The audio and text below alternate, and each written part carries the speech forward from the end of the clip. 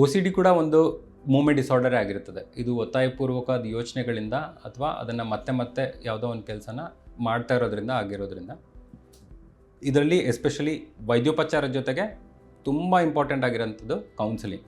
ಅವರಿಗೆ cognitive behavioural therapy ಮಾಡೋದ್ರಿಂದ so ಈ ಯೋಚನೆಗಳನ್ನ ಕಡಿಮೆ ಮಾಡಬಹುದು ಮತ್ತು ಆ ರಿಪೀಟೆಡ್ ಬಿಹೇವಿಯರ್ಸ್ನ ಕಡಿಮೆ ಮಾಡಬಹುದು. ಸೊ ಇದು ಕಂಪ್ಲೀಟ್ಲಿ ಕ್ಯೂರಬಲ್ ಅಥವಾ ಕಂಪ್ಲೀಟ್ಲಿ ಕಂಟ್ರೋಲಬಲ್ ಡಿಸೀಸ್. ಸೊ ಇದನ್ನು ಆದಷ್ಟು ಬೇಗ ಟ್ರೀಟ್ ಮಾಡಿದಷ್ಟು ಸೊ ಅದರ ಯೋಚನೆಗಳು ಅಥವಾ ಮೆದುಳಿನ ಕ್ರಿಯೆಗಳು ಗಾಢವಾಗೋದಿಲ್ಲ, ಅದನ್ನು ಈಸಿಯಾಗಿ ಟ್ರೀಟ್ ಮಾಡ್ಬೋದು. ಸೊ ತುಂಬ ಲೇಟ್ ಆದಾಗ ಮೆದುಳಿನಲ್ಲಿ ಚೇಂಜಸ್ಸು ಪರ್ಮನೆಂಟ್ ಆಗೋ ಚಾನ್ಸಸ್ ಇರ್ತದೆ ಹಾಗೂ ಟ್ರೀಟ್ಮೆಂಟ್ ಅಪೂರ್ಣ ಆಗ್ಬೋದು ಅಥವಾ it cannot be completely reversed. So this has to be kept in mind. O C D ಅನ್ನೋದು can be in subtle form or it can be severe. So ಆದಷ್ಟು ಬೇಗ treat ಮಾಡಿದಷ್ಟು ಇದನ್ನು ಕ್ಯೂರ್ ಮಾಡ್ಬೋದು.